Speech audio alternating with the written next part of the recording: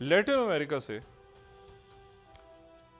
شروع کریں، نارتھ امریکہ، کینیڈا، اور پھر کیریبین کو بھی ڈالیں درمیان میں، اور پھر افریقہ تک آ جائیں، یورپ تک آ جائیں، آگے چلتے جائیں یوریشیا، انڈین اوشن، ہوتیز، غزہ میں سیز فائر نہیں ہو پا رہا بدقسمتی کے ساتھ، بلکہ ویسٹ بینک میں اٹیک شروع ہو گئے ہیں، یوکرین کی جنگ کسی اور رخ پہ نکل گئی ہے، یورپ فرانس کے الیکشنز کے بعد کچھ نہیں پتا کہ جرمن الیکشنز ہونے جا رہے ہیں، جو کل بھی بات ہوئی تھی اتوار کو، تو اس کے ریزلٹس میں پھر رائٹ ونگ، اور یہاں بڑی دہشت گردی جو بلوچستان میں افسوسناک واقعات پیش آئے۔ آگے بڑھتے جائیں تو اور ٹرموائل آپ کو نظر آتا ہے، بنگلہ دیش میں جو کچھ ہوا، بھارت کتنا سیٹل ہے اس وقت پولیٹیکلی، کتنا سٹیبل ہے، بنگلہ دیش، میانمار، منی پور، ویسٹ بنگال، اور آگے چلتے جائیں تو آپ کو ایک پورا ایسا لگے گا جیسے دور ابتلا ہے، اور پوری چیس بورڈ جو میں پہلے بھی کہا کہ الٹ رہی ہے پوری، اور U S elections, Biden out, Kamala Harris in, یا ٹرمپ ان۔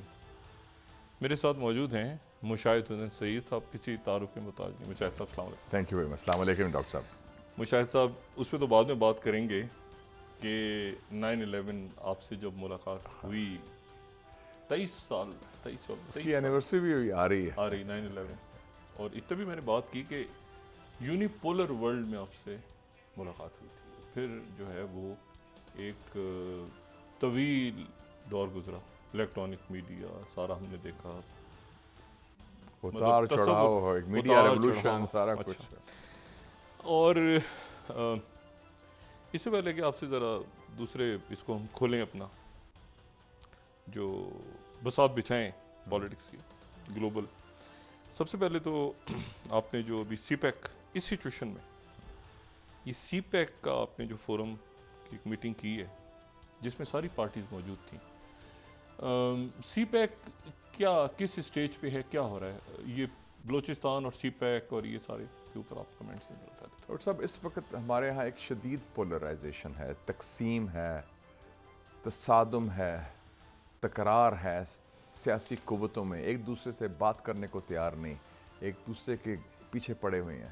تو میں نے کہا کہ کچھ ایشوز ایسے ہیں، اور میرا رول بھی آپ کو رہا ہے ایز اے برج بلڈر، لوگوں کو جوڑنے میں، تو میں نے کہا کہ ایک آل پارٹیز فورم بنائیں، اور یہ جو سب سے اہم پروجیکٹ پاکستان کی تاریخ کا ہے، جس سے ہمارا روشن مستقبل منسلک ہے، اس میں اکٹھا کیا جائے، اور اللہ تعالیٰ کے فضل سے سب نے مثبت جواب دیا، چاہے حزب اختلاف ہو، پی ٹی آئی ہو، جمعیت العلماء اسلام فضل الرحمان گروپ کے لوگ ہوں، یا پیپلز پارٹی، یا نون، بلوچ نیشنلسٹ ہمارے نیشنل پارٹی کے، بلوچستان عوامی پارٹی کے، نیشنل ڈیموکریٹک موومنٹ کے، all across M Q M. تو آپ نے دیکھا کہ پورا پاکستان، وہ جو فوٹو آپ دیکھی ہوگی کہ سب اس میں سب موجود تھے، اور سب نے یک زباں بات کی، اور ہمارے chief guest minister for shipping اور وہ جو میریٹائم افیئرس تھے، تو یہ جو ہے اس کا پرپس تھا میسج دینا کہ لوگ کہتے ہیں کہ سی پیک ختم ہو گیا، دہشت گردی کے دہشت گردی کا تھا نا کہ اب تو کیا بنے گا سی پیک کا۔ ہم نے اس کو جواب دیا کہ سی پیک زندہ ہے، اس کے پیچھے ساری سیاسی قوتیں ہیں، اس کو آگے لے کے چلیں گے۔ کاش یہ کام حکومت کرتی تو بہتر ہوتا، لیکن حکومت میں چونکہ جان نہیں ہے، وہ کیپیسٹی نہیں ہے، یہ حکومت ہے، یہ تو ایک ارینجمنٹ ہے، یہ ارینج میرج ہے، وہ زبردستی کرائی ہوئی ہے۔ امریکنز کہتے ہیں شارٹ گن میرج، وہ ڈنڈے کے ذریعے ہوتا ہے سارا، کہ بیٹھ جاؤ، شارٹ گن میرج کہتے تھے، تو وہ ایسے ہی ارینجمنٹ چل رہا ہے، گزارا کر رہے ہیں ڈنگ ٹپاؤ۔ تو وہ اس حوالے سے، تو اس لیے ہم نے کہا کہ ہم انیشیٹو لیں، پاکستان تو ہمارا ہی ہے نا، ہم نے کوئی اس میں اس کا کسی عہدے سے تعلق نہیں یا حکومت سے تعلق نہیں، یہ تو پاکستان کا مستقبل اور پاکستان کا عوام کا تعلق ہے۔ تو اس حوالے سے میں کہنا چاہتا ہوں کہ اس پر مکمل اتفاق رائے ہے پاکستان کے اندر، اور سی پیک کو ہم نے آگے لے کے چلنا ہے، چاہے مشکلات ہوں، دشواریاں بھی ہوں، سازشیں بھی ہوں، رکاوٹیں بھی ہوں، وہ سب عبور کر کے ہم جائیں گے۔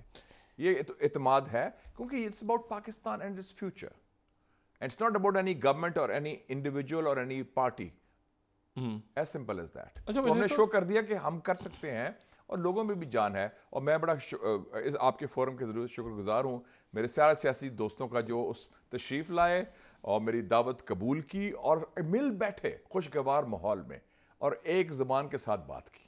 اس کا مطلب اگر ہم سی پیک پر کر سکتے ہیں تو دوسرے ایشوز پر بھی کر سکتے ہیں, provided you have the will, the vision and the capacity. یہ جو واقعات ہوئے بلوچستان کے جو بہت عجب انداز میں ہوئے, آپ نے بھی کئی دہائیوں سے آپ کور کر رہے ہیں میڈیا کو. میں 40 سال سے بلوچستان کور کر رہا ہوں. اچھا, یہ میرے خیال سے ایسا واقعہ آپ نے شاید نہیں دیکھا. یہ انپریسیڈنٹڈ تھا. اچھا, یہ تو دہشت گردی نہیں ہے اور یہ کوئی نارمل بھی گوریلا بھی وار نہیں کہ 10 مختلف مقامات پر پوری پلاننگ ہوئی ہوگی, لاجسٹکس تیاری ہوئی ہوگی, اس کے لیے عام سپلائی کرنے ہیں, سنکرونائز کرنا ہے, کوئی ماسٹر کنٹرولر ہوں گے پیچھے اور اس میں ہر جگہ لوگ ہوں گے. میں تو حیران ہوں کہ ہمارا سسٹم کیا کر رہا ہے, کدھر لوگ ہیں, کسی کو معلوم ہی نہیں ہوا, سب کو سرپرائز ہو گیا. آفٹر وہ کہتے ہیں چیٹر آتے ہیں اس سے پہلے کوئی کوآرڈینیشن ہوتی ہے, اب you get the feel of the ground.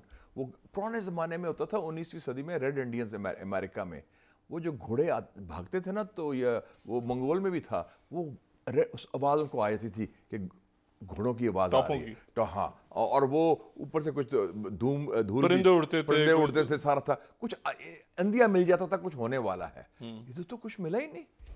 they were all taken by surprise. یہ تو عجیب بات ہوئی ہے. اس کا مطلب ہے جو ہمارا سسٹم ہے, کیا وہ سسٹم کی پرائرٹیز غلط ہیں کہ وہ فوکس کہیں اور جگہ کرتا ہے؟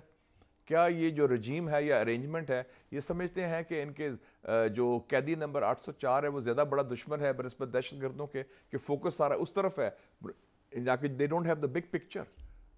they were surprised. اتنی مونومنٹل نالائکی تو میرے خیال میں شاکنگ ہے. یہ تو they should have heads should have rolled. میں تو حیران ہوں کہ بڑا انہوں نے وہ بس بیانات دے دیے کہ وہ یہ ہے ہم کیفر کردار تک پہنچا دیں گے. ہمارا جو میں کہتا ہوں 3 C's, کنڈولنس تعزیت کی, کانڈمنیشن مذمت کی, اور کمپنسیشن معاوضہ دے دیا جو لوگ شہید ہوئے. 3 C's, کنڈولنس, کانڈمنیشن, کمپنسیشن. یہ فارمولا آپ کا ہے 3C کا. اللہ اللہ خیصلہ, گفتن نشستن برخاستن, دیٹس اٹ. اچھا, اوور آل جو سینیریو ہے, اب ظاہر ہے کہ اکنامک میلٹ ڈاؤن بھی, ارینجمنٹ تو یہ مجھے نہیں پتا کہ کتنا ڈیلیور کر رہا ہے. ارینجمنٹ تو نہیں ڈیلیور نہیں کر پا رہا. اٹس ناٹ, کہاں ڈیلیور کیا ہے؟ بیانات کے علاوہ جو ہے وہ تو regime is functioning in the federal capital, اس کی ریٹ تو کوئی اور جگہ نظر نہیں آ رہی مجھے. اچھا, اس میں یہ بتائیں گے شاید صاحب کہ ذرا اب اس کو زوم آؤٹ کرتے ہیں تھوڑا, جو ریجن کے اور اس میں تاریخی تبدیلیاں آ رہی ہیں ہمارے ارد گرد, اور ہمیں کوئی احساس نہیں ہے, ہم پھنسے ہوئے ہیں. آپ بیانات دیکھیں, وہی تھکے ہوئے بیانات, وہی ایک دوسرے کو الزام تراشی, اور سارا یہ ہے ماضی کی باتیں کرنی. کوئی there is no forward looking approach. مجھے تو سمجھ نہیں آتی کہ یہ ان کو بالکل ہی کوئی احساس نہیں کہ کس دنیا میں رہ رہے ہیں, گراؤنڈ سچویشن کیا ہے, لوگوں کا موڈ کیا ہے. آپ کے پڑوس میں انقلاب آ گیا ہے بنگلہ دیش میں, انقلاب ڈاکٹر صاحب, پورا آرڈر ختم کر دیا انہوں نے. بنگلہ دیش میں آپ نے میرے خیال سے انٹرویوز وغیرہ کیے ہیں. میں تو ڈھاکہ میں رہا ہوں 4 سال. کیمن آسن تو بھالو, اپنا نام کی, اپنا باڑی کوتھا ہے, میں تو بنگالی بولتا ہوں. معذرت مشاہدہ, میں جواب نہیں دے پاؤں گا. میں تو 4 سال آدم جی کنٹونمنٹ پبلک اسکول, میرے والد محترم وہاں فوج میں تھے, اور میرے ساتھ والا اسکول تھا شاہین پبلک اسکول, شیخ مجیب کے دونوں بیٹے شیخ کمال شیخ جمال وہاں تھے. ہم فٹ بال کھیلتے تھے. وہ میرے سے بڑے تھے ویسے تو, لیکن وہ اسکول میں تو تھے نا. یہ وہ جو مارے گئے, جو مارے گئے تھے, وہ جو 15 اگست 1975 کو مارے گئے تھے. شیخ کمال شیخ جمال, 2 بیٹے, اور چھوٹا بھی مارا گیا تھا رسل, وہ 10 سال کا تھا, وہ گھر میں مارا گیا تھا. اچھا, تو آپ نے پھر یہ, اور شیخ حسینہ کا میں نے انٹرویو کیا تھا, اور شیخ ریحانہ جو اس کی چھوٹی بہن ہے, مسلم کو آپ ہیڈ کر, ہاں جی ایگزیکٹلی, اور پھر ہاں اس کے بعد ہی میں جاتا رہا ہوں کیونکہ میرا تو اسکول بہت تعلق. پھر شیخ ریحانہ کو میں جانتا تھا لندن ڈیز سے, میرے ساتھ تو گپ شپ بھی تھی بڑی اچھی اسے. اچھا, ہاں چھوٹی بہن جو تھی ان کی. تو تو یہ بنگلہ دیش میں تو بڑا زبردست. اور آپ میرے خیال سے پھر ان سے میں نے آرٹیکل لکھا تھا بڑا تاریخی پاپولر ہوا خالدہ ضیاء سے بھی ملے. خالدہ ضیاء کا انٹرویو کیا میں نے اور حسینہ واجد کا. میں لکھا a tail of two ladies. اچھا. اور جو بنگلہ دیش آرمی پر پہلا آرٹیکل انٹرنیشنل اخبار میں چھپا تھا, میں نے چھاپا تھا جینز ڈیفنس ویکلی میں, جنرل ارشاد کا انٹرویو تھا.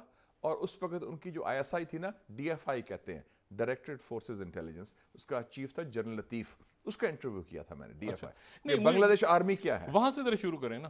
یہ بنگلہ دیش میں چینج نمبر 1, اور آج جو یہاں سے ایس سی او کے لیے دعوت گئی تھی پاکستان کی طرف سے, تو جو وہاں سے جواب ہے وہ جو انڈیا کے جو فارن منسٹر ہیں, تو ان کا جواب تو بڑا سخت ہے.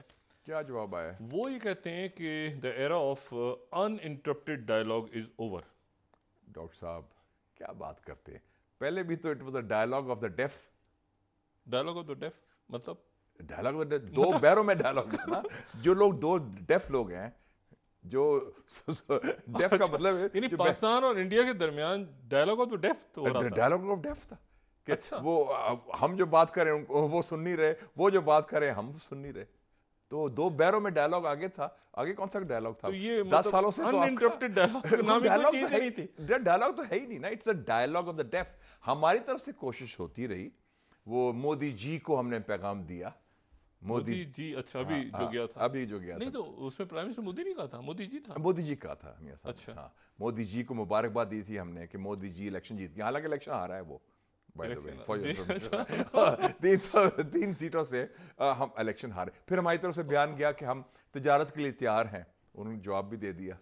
تو ہم تمہاری طرف سے تو بڑا, اور اس سے پہلے بھی بڑی اپیزمنٹ ہوتی رہی. تو ڈائلاگ آف دا ڈیف ہے یہ ڈائلاگ آف دا ڈیف ہے, not a era of uninterrupted dialogue. No no no no no, it's a dialogue. اب ہماری بھی اب اسٹریٹجک کلیئرٹی آ گئی ہے